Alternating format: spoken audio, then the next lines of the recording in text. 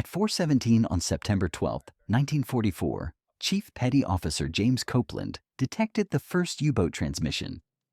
52 degrees north, 28 degrees west, deep in the mid-Atlantic gap.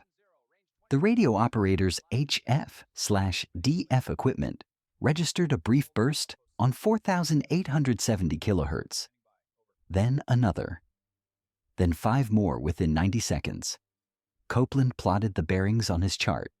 The triangulation showed 12 submarines arranged in a crescent formation 18 miles ahead of convoy SC-167.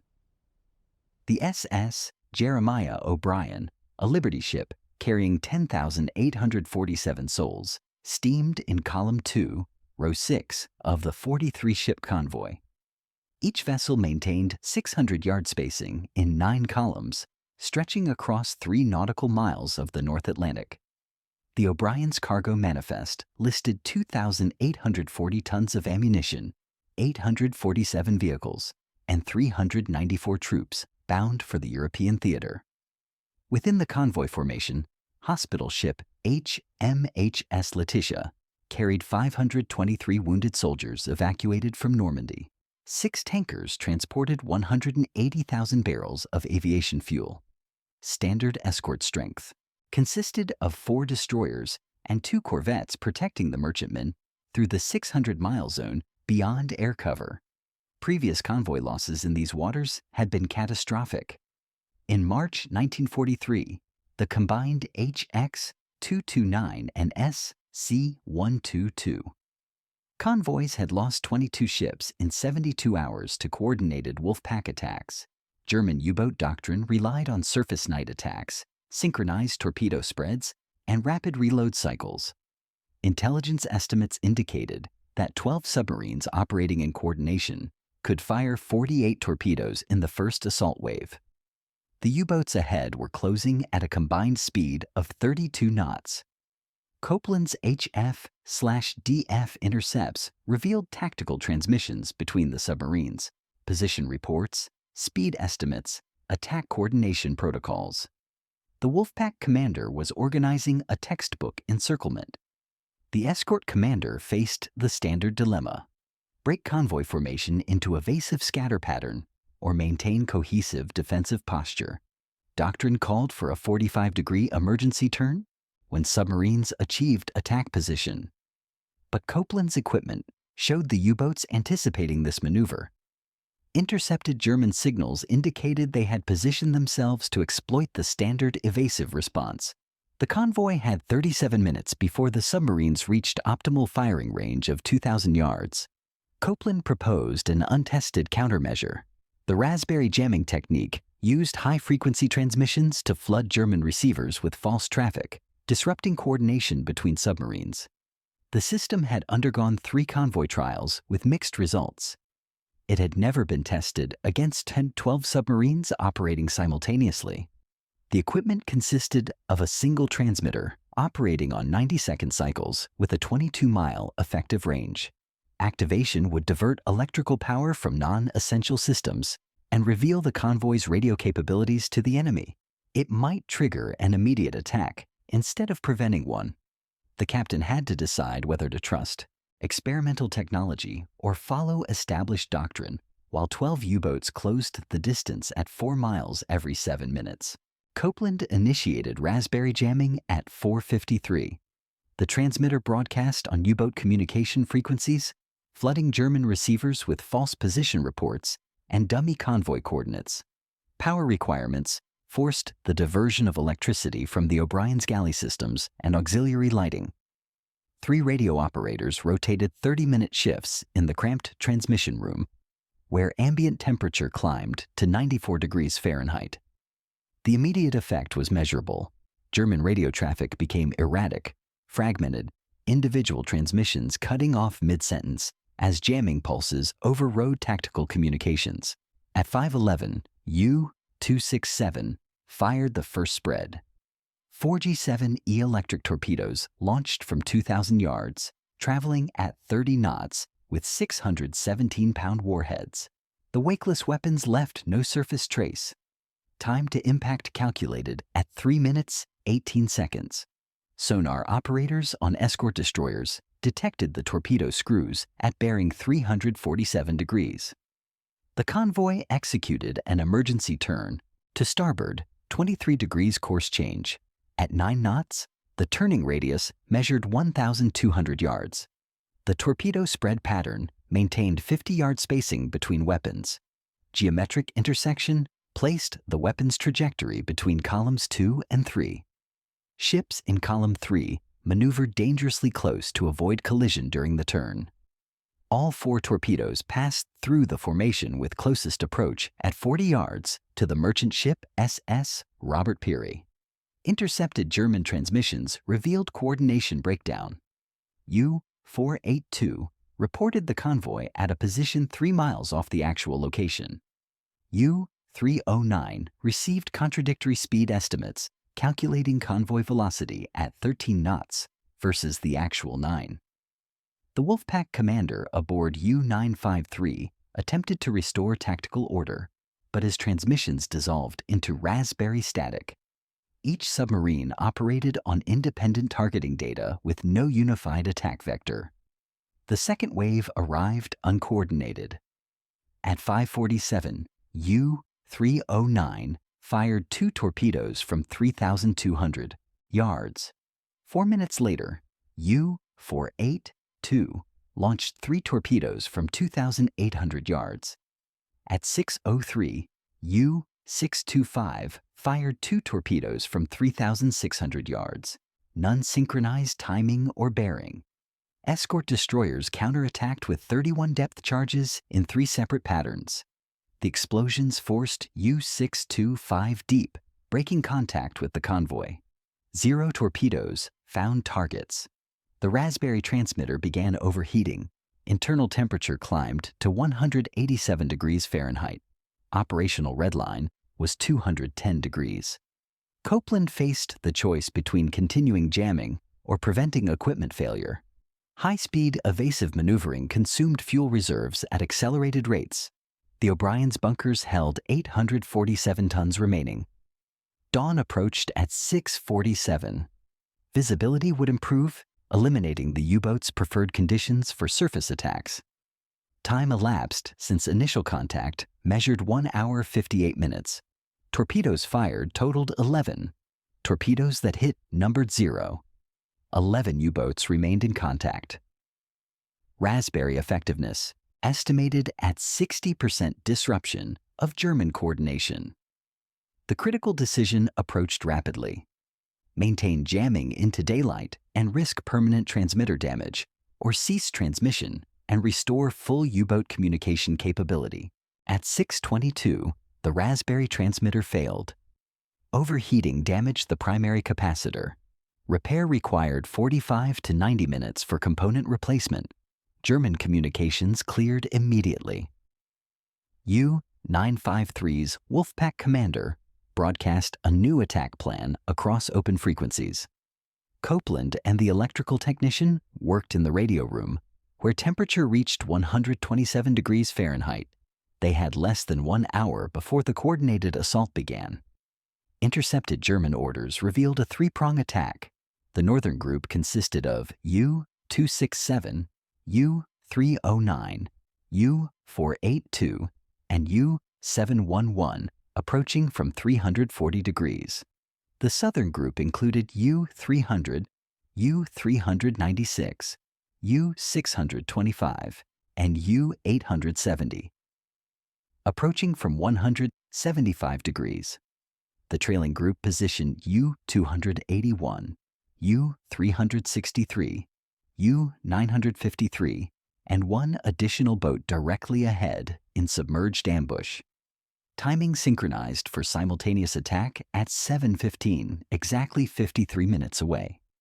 Intelligence estimated minimum 18 torpedoes, possibly 24 in coordinated spreads across all attack vectors. 4. Destroyers could not cover a 360-degree perimeter. The escort commander chose between concentrating forces north, south, or splitting coverage. Depth charge inventory measured 187 units, remaining across all escorts. Sonar conditions degraded as dawn temperature layers formed at 40 feet depth. Effective detection range dropped to 1,100 yards. Escorts required 18 knots minimum speed for effective attack runs, while the convoy maintained 9 knots. Copeland replaced the damaged capacitor, soldering connections, while the ship rolled in 6-foot seas.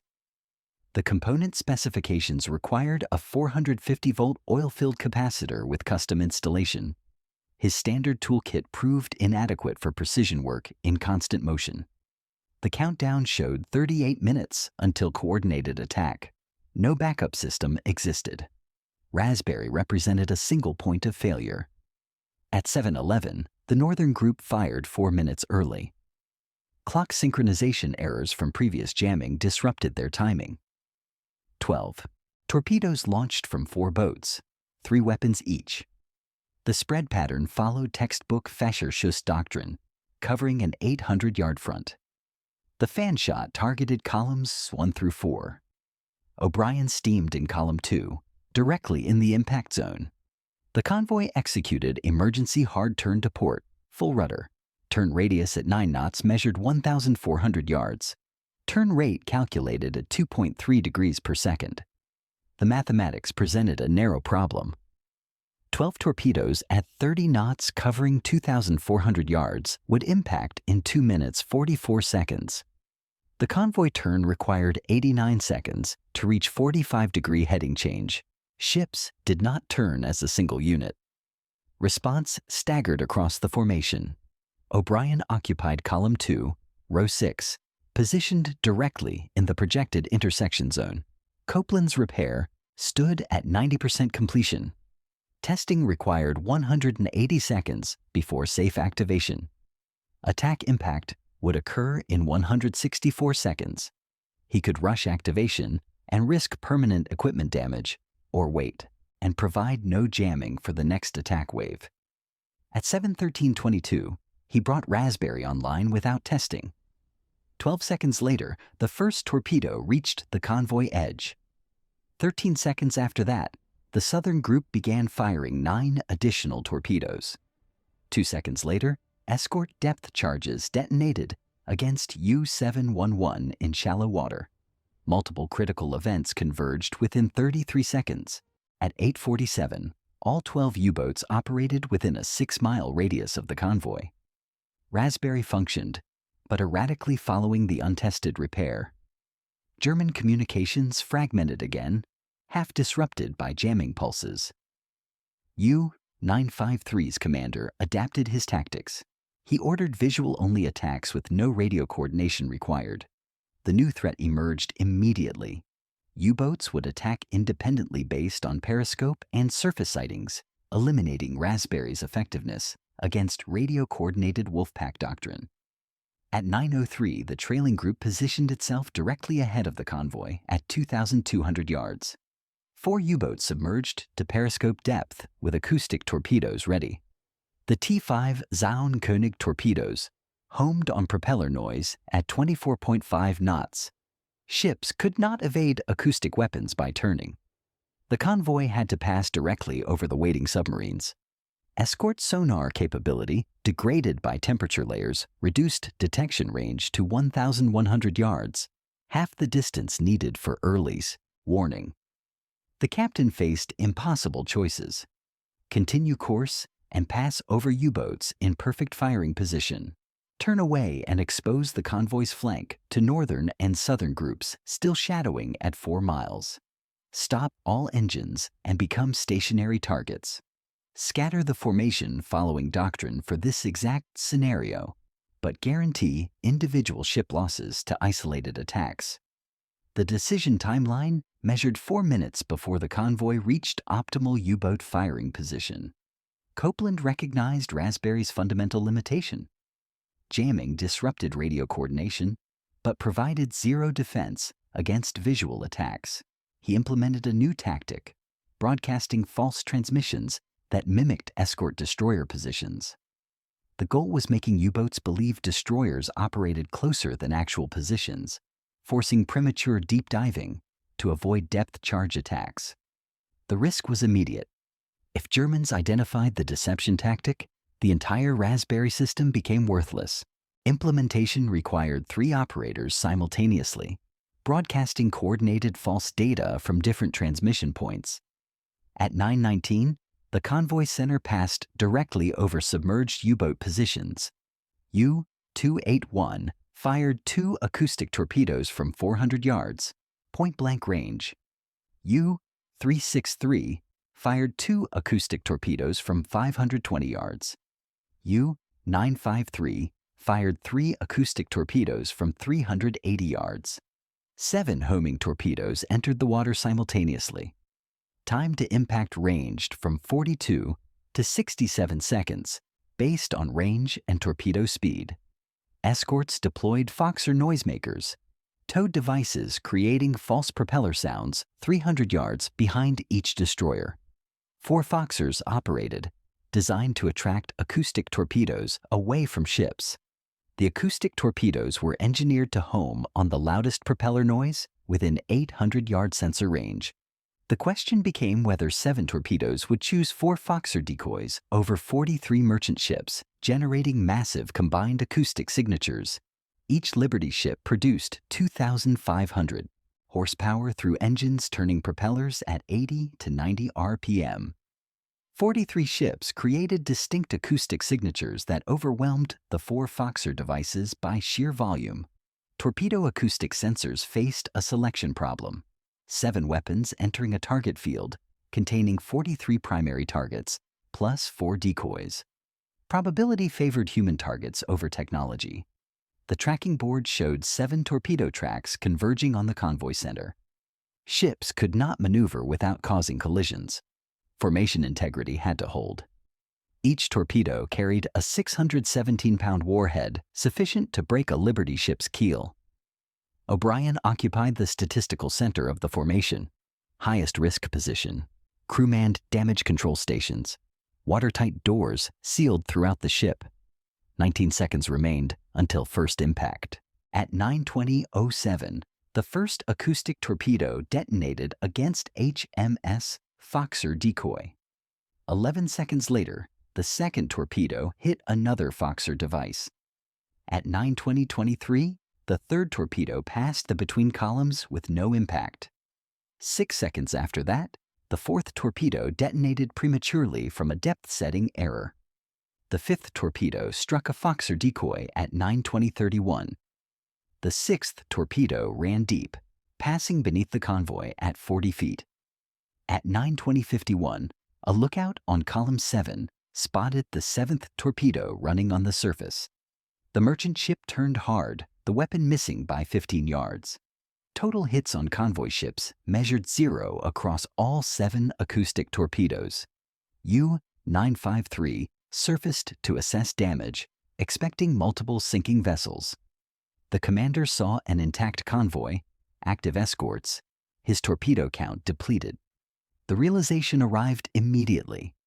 The acoustic attack had failed completely. Diving klaxons sounded as an escort bore down at 22 knots. 14 depth charges detonated in a tight pattern. U-953 sustained damage to external hull plating, but survived, limping away at 4 knots submerged. At 11:23, 8 U-boats remained in contact. 4 had been driven off or damaged by escort counterattacks. Total torpedoes fired across all engagements numbered 38. Convoy hits still registered 0. The Raspberry system operated at critical stress levels. A new crisis emerged from the escorts. HMS Ambuscade reported fuel state at 23% remaining. Critical fuel level requiring detachment for refueling measured 18%. Time to critical calculated at approximately 2 hours, given current high-speed operations tempo. The nearest refueling point lay 340 miles northeast. If Ambuscade detached, escort strength would drop 25%, creating coverage gaps in the defensive screen. At 12:04, the primary Raspberry transmitter showed power output dropping. Full strength measured 850 watts. Current output read 640 watts, 75% effectiveness. Overheating damage to power supply circuits caused the degradation. German communications began intermittently breaking through the weakened jamming. Repair required complete shutdown for cooling, minimum 90 minutes offline. Copeland could not afford a 90-minute vulnerability window. He chose continued degraded operation over temporary shutdown. Copeland recommended reducing Raspberry power to 60% at 1438. The calculation showed reduced output at 520 watts would extend the equipment life by 2 to 3 hours while maintaining partial jamming capability. The trade-off was immediate. German coordination would be partially restored, but the equipment would survive until nightfall. The captain approved. Raspberry power dropped. German radio traffic volume increased 40% within minutes. Copeland proposed a radical alternative at 1801. Instead of jamming U-boat communications, he would transmit false convoy communications. The goal was making U-boats believe the convoy was scattering in panic, the standard response when overwhelmed. He would broadcast fake captain-to-captain emergency messages, claiming ships were breaking formation and proceeding independently. The risk was total. If U-boats identified the deception, the tactic became worthless and revealed the convoy's desperation. At 1807, Copeland began broadcasting fake emergency traffic. The messages were designed to sound like panicked merchant captains abandoning formation. Content included false headings, false speeds, and fake distress positions spread across a 40-square-mile area. Volume was calibrated carefully, enough to suggest convoy chaos, but not enough to seem like coordinated deception. German radio operators intercepted the traffic. U-953's commander believed the convoy was scattering. At 1814, U-boats abandoned their coordinated attack plan. Each submarine redirected toward scattered targets at the false positions broadcast by Copeland. The Wolfpack dissolved into individual hunters pursuing phantom ships across empty ocean.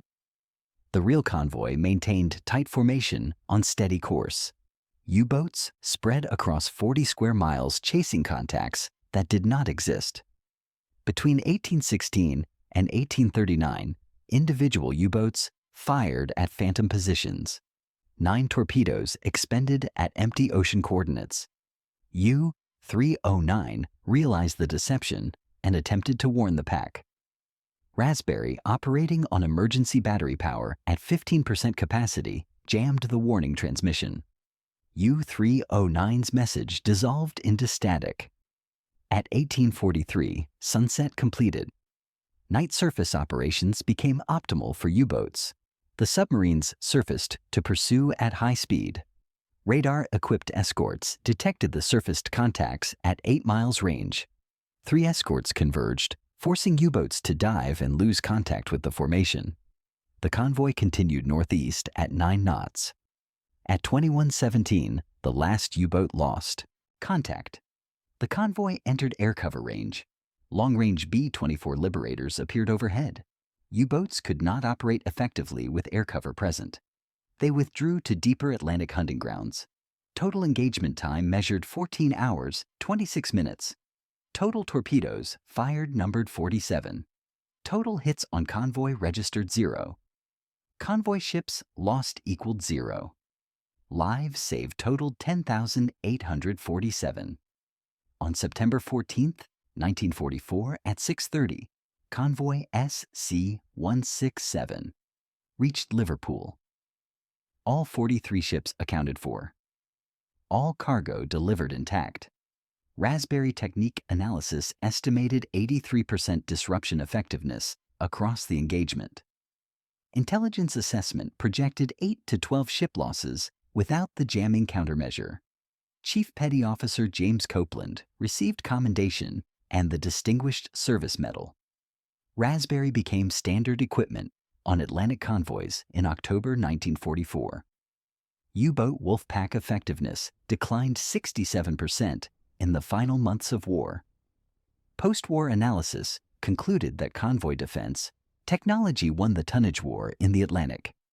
USS Jeremiah O'Brien, survived the war and operates today as a museum ship in San Francisco. Of the 12 U-boats in the engagement, 8 were destroyed before war's end. 4 surrendered in May 1945. One experimental radio technique defeated 47 torpedoes and saved 10,847 lives.